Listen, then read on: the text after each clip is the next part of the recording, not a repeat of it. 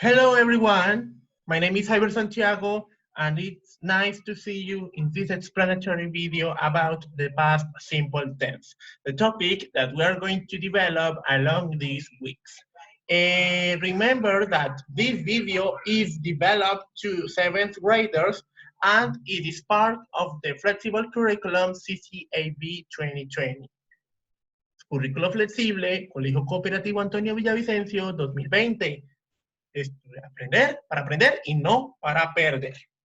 Okay, previously we have worked on several sections regarding the past simple. We started working and practicing the verb to be in past.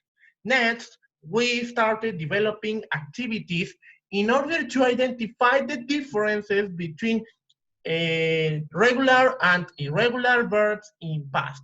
Now, with this video, the presentation in class and the activities in class, we are going to now learn and practice the past simple tense, the structure, the functions, and the characteristics of this simple tense. I am going to speak in Spanish in order that you can understand what I say in this video. Ok, voy a explicar el tema para que todos lo puedan entender. Básicamente, el pasado simple se utiliza para cualquier acción en pasado. Por ejemplo, así de simple. Por ejemplo, Pedro worked in the factory. Pedro trabajó en la fábrica. Sandra ate a hamburger. Sandra comió una hamburguesa. I ran in the marathon. Yo corrí en la maratón. Todas estas oraciones me explican eventos que sucedieron en algún momento en el pasado, que comenzó en el pasado y terminó en el pasado. Pero entonces, yo tengo esta oración, Pedro worked in the factory. Yo digo, listo, eso expresa una acción en pasado. Sí, ahí está bien, la oración está bien, cumple funciones. Pero la oración me expresa en qué momento sucedió la acción. No, para nada. Para eso hacemos uso de time expressions. Si le agregamos una expresión de tiempo al final o al principio, dependiendo de la estructura, por ejemplo, Pedro worked in the factory yesterday, yo de una vez doy a entender que la acción sucedió en un momento específico, que en este ejemplo es ayer. Pedro ayer trabajó en la fábrica. Vamos con otro ejemplo. Sandra ate a hamburger.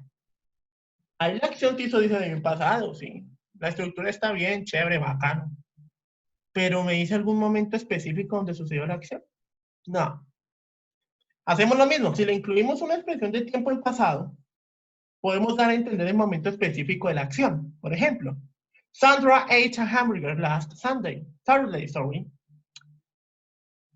Ahí doy a entender que la acción sucedió el pasado sábado. Momentos específicos en pasado. ¿En qué figuras literarias o tipos de textos podemos encontrar pasado simple o en los cuales podemos utilizar pasado simple y que espero podamos practicarlas en clase? Lo número 1, biografías. Por ejemplo, tenemos este fragmento de la biografía de Luis Carlos Galán Sarmiento, candidato presidencial en la década de los 80.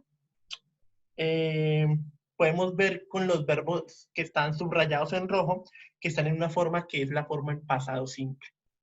Entonces, biografías con pasado simple. Cuentos reales o fantásticos.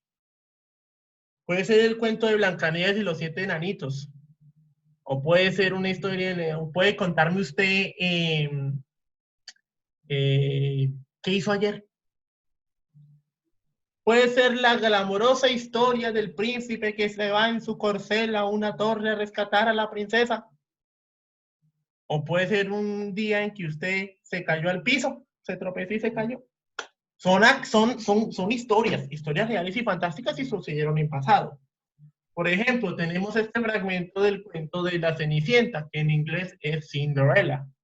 Podemos ver también en los verbos que están subrayados que están en una forma diferente a la que la conocemos. Esa forma es la forma en pasado.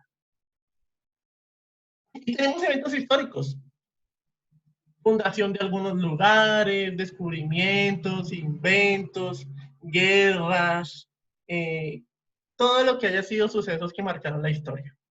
Por ejemplo, Tenemos un fragmento de la historia del Bogotazo, un evento que sucedió a mediados del siglo XX tras la muerte de Jorge Eliezer Gaitán.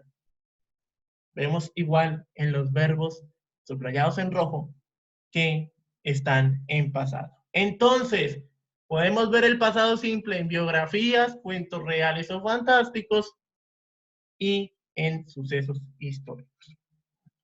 Vamos con las características. La primera característica es que el afirmativo del verbo va en pasado.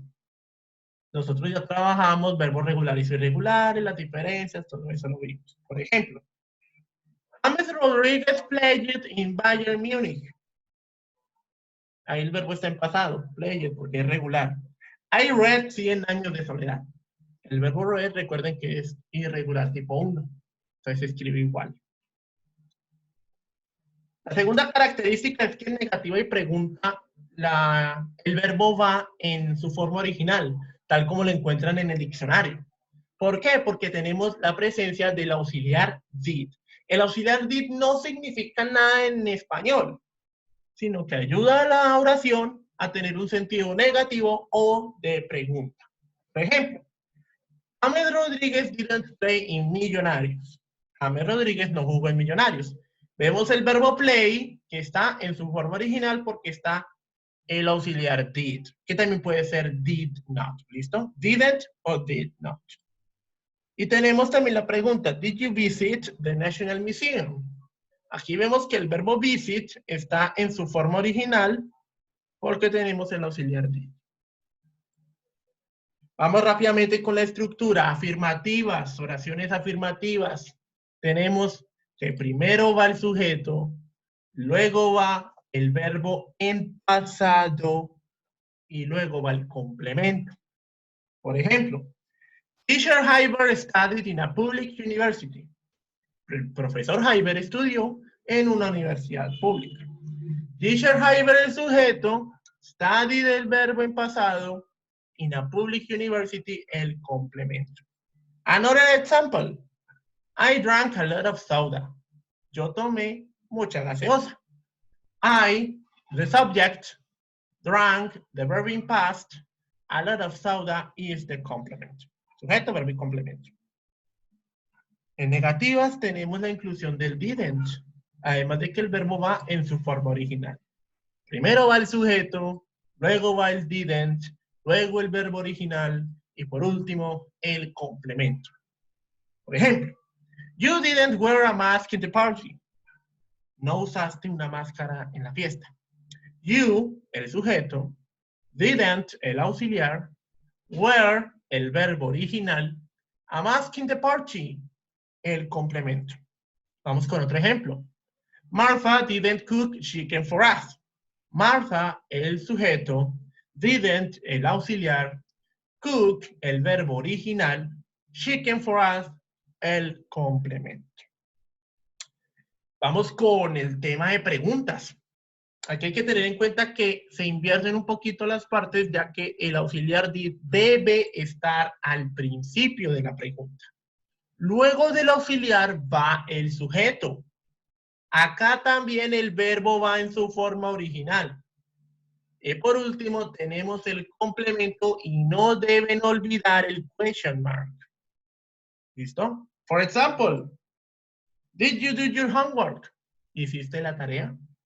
Did, el auxiliar, you, el sujeto, do, el verbo original, your homework, el complemento. Tenemos, did they listen to the advice? ¿Ellos escucharon el consejo?